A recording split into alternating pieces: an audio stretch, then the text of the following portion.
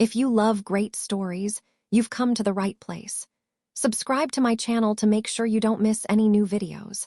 Like and share this video with your friends if you enjoyed it, and let me know your thoughts in the comments below. The wall had stood for 8,000 years, a monument of ice, magic, and the stubbornness of men. But as the sun dipped below the horizon on the longest night of the century, the ice didn't look like stone anymore. It looked like glass, fragile, translucent, and vibrating with an ancient, subsonic dread. At Eastwatch by the Sea, the air had turned into something that felt like liquid needles. Tormund Giant's Bane stood on the battlements, his beard crusted with a frost so deep it had turned blue. Beside him, Beric Dondarrion held a torch, but the flame was struggling, shrinking as if the cold were a physical weight trying to snuff it out. "They aren't coming with drums, Beric," Tormund whispered, his breath a thick cloud of steam. "They're coming with the silence." Across the frozen wastes of the shivering sea, the mist began to part. It wasn't the white mist of a blizzard, but a heavy cobalt fog that rolled over the ice like a tidal wave. And then they saw it, a single glowing eye of ice blue rising high above the fog. The Night King did not come on a horse. He came on the back of the resurrected Viserion. The dragon Cersei had drowned in the narrow sea, and the Night King had pulled from the depths. The dragon was a horrific sight. His cream-colored scales were now the color of a bruised corpse, and his wings were tattered sails of rotted skin. Where his heart had been, a cold, blue light pulsed with the rhythm of the glaciers. But the Night King wasn't the only threat at the wall. High above the clouds, hidden by the very storm the Night King brought, was a golden glint. Cersei had sent a gift to the north. She had sent Miachella, the smallest and fastest of her golden dragons, under the command of a silent, fanatical Lannister captain. Cersei didn't send her to save the Night's Watch. She sent her to ensure that if the wall fell, it fell on her terms. "Look!" a scout screamed, pointing upward. For a moment, the men of the Night's Watch thought help had arrived. A golden dragon dived through the cobalt mist, her scales reflecting the blue glow of the Night King's beast. But Miachella didn't target the undead dragon. She targeted the base of the wall itself. Cersei knew that the wall was held together by ancient spells.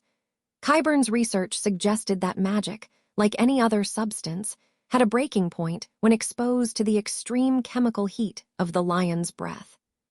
Miachella carried 2 massive, lead-lined canisters of a new, experimental wildfire, the cobalt burn. This wasn't the green flame of the south. It was a concentrated, sapphire-colored liquid designed to burn at temperatures that could melt Valyrian steel. "Why is she aiming at the ice?" Beric shouted, his flaming sword flickering in the wind. The Lannister captain pulled the release. The 2 canisters shattered against the base of the wall at Eastwatch. In an instant, a roar of blue fire erupted. It wasn't the orange fire of life or the blue fire of the dead. It was a chemical scream. The ice didn't melt, it shattered. The thermal shock of the sapphire wildfire hitting the magically frozen ice created a massive, tectonic rift. The wall groaned, a sound like 1,000 giants screaming in unison. Deep, jagged cracks began to spiderweb upward from the base, glowing with a sickly, chemical blue light. The Night King watched the Lannister dragon with an expressionless, icy gaze. He didn't care about the wildfire. He didn't care about the gold. He saw only a tool. He banked Viserion toward the rift the wildfire had created. The undead dragon opened his maw, and instead of orange flame, a stream of concentrated white-blue ice fire erupted. This fire didn't burn, it unmade. It hit the cracks opened by the wildfire, and the magical wards of the wall, the spells woven by Brandon the Builder, began to unravel. "Run!" Tormund roared, grabbing Beric by the shoulder. "The whole world's coming down." The battlements began to tilt. Massive blocks of ice, the size of castles, began to shear off the face of the wall. The sea below was a chaotic soup of ice and blue fire. Miachella, her mission complete, banked hard and disappeared back into the storm, heading south to report to her queen. Cersei had achieved her goal. She had accelerated the apocalypse to ensure it consumed her enemies before it reached her gates. The fall of the wall was not a single event. It was a slow-motion catastrophe. For miles, the ice began to buckle. The Night King flew Viserion through the breach, the undead dragon's wings beating against the falling ice. As the center of the wall at Eastwatch finally gave way, a cloud of ice dust rose 5,000 feet into the air. Through the dust, the army of the dead began to pour. They didn't walk, they flowed like a river of bone and cold. Tormund and Beric leaped from the tilting battlements onto a lower ledge, watching in horror as the ancient barrier turned into a pile of rubble. The Night King hovered over the ruins, his blue eyes fixed on the south. Behind the Night King, the cobalt burn of the Lannister wildfire still flickers in the ruins of the ice, a green-blue ghost of the south welcoming the terror of the north. The wall had fallen, not just by the hand of the dead, but by the treachery of the living. The silence was now moving south, riding a dragon of ice and fueled by the gold of a queen who wanted to rule a graveyard. The breach at East Watch was a wound in the world that could not be stitched. As the dust of 8,000 years of ice settled, a terrifying new geography emerged. Where once there was a barrier, there was now a road, a jagged, mile-wide highway of pulverized slush and glowing blue wildfire embers. The Night King did not rush. He did not need to.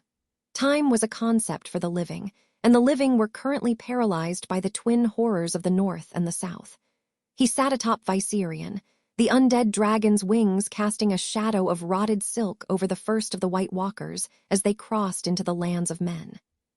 Behind them, the army of the dead followed in a silent, rhythmic trudge.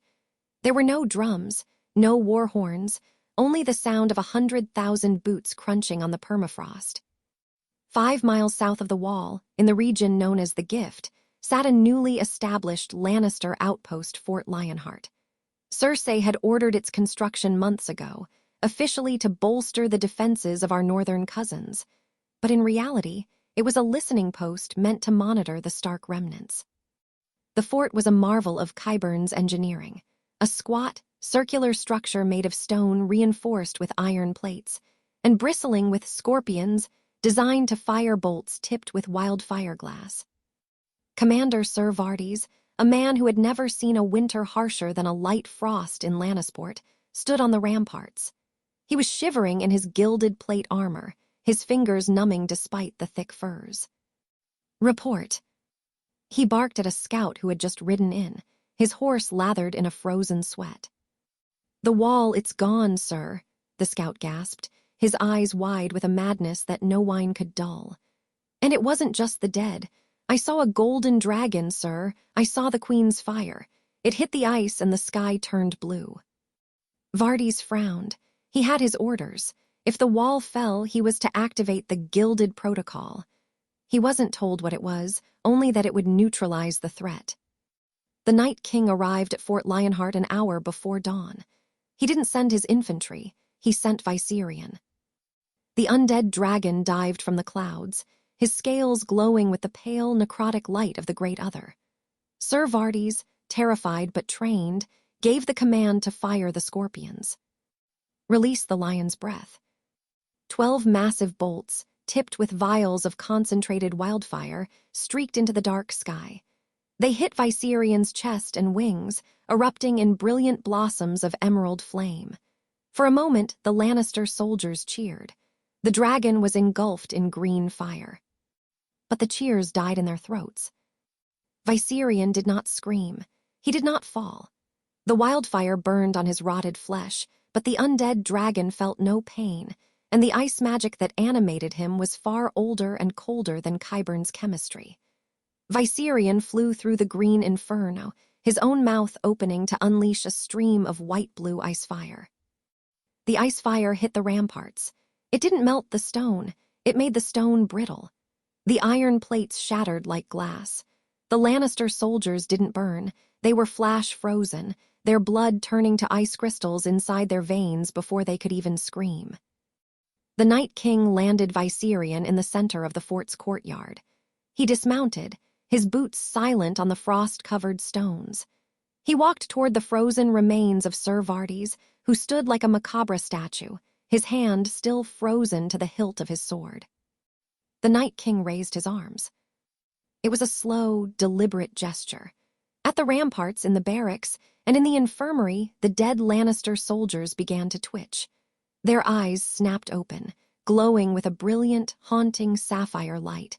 The gilded lions on their breastplates were now covered in a fine layer of frost.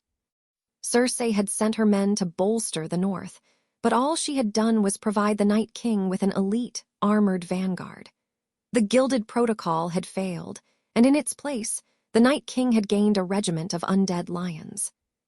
Tormund and Beric Dondarrion watched the massacre of Fort Lionheart from a ridge a mile away. They had survived the fall of Eastwatch by clinging to the jagged ruins of the wall and then fleeing south through the hidden tunnels of the Night's Watch. "She's killed us all," Tormund whispered, watching the blue lights of the new whites flicker in the fort below. "The Queen in the south, she didn't just let the wall fall, she helped push it." "She thinks she can control the apocalypse," Beric said, his voice heavy with the weight of his many lives. "She thinks that if she feeds the north to the dead will be satisfied. She doesn't realize that the hunger of the Night King has no end." "We have to reach Winterfell," Tormund said. "Jon needs to know. He needs to know that he's fighting two wars and one of them is coming from his own allies." They turned and began the long, treacherous trek toward the Stark stronghold. But the snow was falling faster now, a heavy, suffocating white that seemed to be trying to erase the very memory of the world. The scene shifts to the Red Keep in King's Landing. Cersei is standing over the great map, a glass of dark arbor wine in her hand. A raven had just arrived from the hidden scouts near East Watch. "It is done, Your Grace," Qyburn said, bowing low. "The wall has suffered a catastrophic structural failure. The Night King has crossed." Cersei didn't smile. She looked at the carved wooden lion she had placed over the north. "And the Starks, and the Targaryen girl." "They are trapped between the dead and our garrisons," Qyburn replied. "If they fight the Night King, they will be decimated. If they retreat south, they will run into our wildfire traps at the neck." "Good," Cersei said. She took a sip of the wine, the red liquid staining her lips like blood. "Let the monsters kill each other in the dark. I will be the one who rebuilds the world from the pieces they leave behind. I am the fire that survives the frost." But as she spoke, a window in the great hall shattered, not from a stone or a bolt, but from the sheer force of a sudden, freezing wind that had swept in from the sea. For the first time in centuries, snow began to fall on the Blackwater. Cersei looked at the white flake on her golden sleeve. She brushed it off with a look of disdain, but her hand trembled. The silence she had created was finally being met by the cold she had summoned. The entire region is being swallowed by a massive, swirling vortex of cobalt fog. Through the fog, the silhouette of the undead Viserion rises, his roar a chilling echo of a world that has finally run out of warmth. The gates of Winterfell groaned under the weight of the wind, a sound like a dying beast. Inside the walls, the air was thick with the smell of wet fur, scorched dragonglass, and a desperate, bone-deep fear. Jon Snow stood atop the battlements of the Great Keep, his eyes fixed on the tree line of the Wolfswood. He had seen the dead before, but never like this. Tormund and Beric had arrived hours earlier, their horses dropping dead of exhaustion the moment they entered the courtyard. The news they brought had turned the blood of every Northman to ice. It wasn't just that the wall had fallen, it was how it had fallen. "She helped him," Jon whispered into the wind, his hand white-knuckled on the hilt of Longclaw. "Cersei, she used the wildfire to crack the ice. She gave the Night King his road." Beside him, Daenerys Targaryen stood in her white fur coat, her face a mask of cold fury. "She didn't just give him a road, Jon. She gave him a weapon. If the Lannister garrisons in the Gift have fallen, he doesn't just have more soldiers. He has her chemistry." As the sun, a pale, ghost-like disk, sank behind the mountains, the first of the enemy appeared. They did not look like the shambling skeletons of Hardhome. Emerging from the cobalt mist was a line of soldiers in polished, gilded plate armor. The Lions of Lannister were still visible on their shields, but the gold was now covered in a layer of crystalline frost. Their eyes did not glow with the frantic orange of a torch. They burned with the steady, eternal sapphire of the Night King's will. These were the Whites of the West. They moved with a terrifying, rhythmic discipline, their iron boots crunching in perfect unison. "Archers," Sansa Stark's voice rang out from the lower battlements. "Knock, draw, loose." A wave of dragon glass-dipped arrows streaked into the dark. They hit the Lannister armor with the sound of hail on a tin roof. Most were deflected by the heavy plate, but those that found the gaps in the joints sent the undead soldiers crumbling into piles of frozen ash. But for everyone that fell, 10 more stepped over the body. Then came the horror that Qyburn had inadvertently perfected. The undead Lannister engineers, still wearing their leather aprons over their frozen armor, rolled forward a series of massive catapults they had scavenged from Fort Lionheart. They loaded the canisters of the cobalt burn. The sapphire wildfire Cersei had developed to melt the wall. "Shields," Jon roared. The first canister hit the battlements of Winterfell. It didn't explode in a roar of orange heat. It erupted in a flash of freezing, chemical blue fire. The temperature in the impact zone dropped so low that the stone itself became brittle and shattered. The soldiers caught in the blast didn't burn. They turned into statues of blue ice, their lungs freezing solid in a single breath. This was the true Lion's Mercy, a weapon that turned the heat of the South into the absolute zero of the North. "She's fighting us from the grave of her own honor," Daenerys hissed. She looked toward the dragon pits where Rhaegal and the wounded Drogon were kept. "If we don't take to the sky, we'll be statues before midnight." The sky above Winterfell became a canvas of competing apocalypses. Viserion dived from the clouds. The Night King sat firmly on his back. The undead dragon unleashed a stream of white-blue ice fire that carved a path of destruction through the Winterfell courtyard. In response, Daenerys and Rhaegal rose to meet him.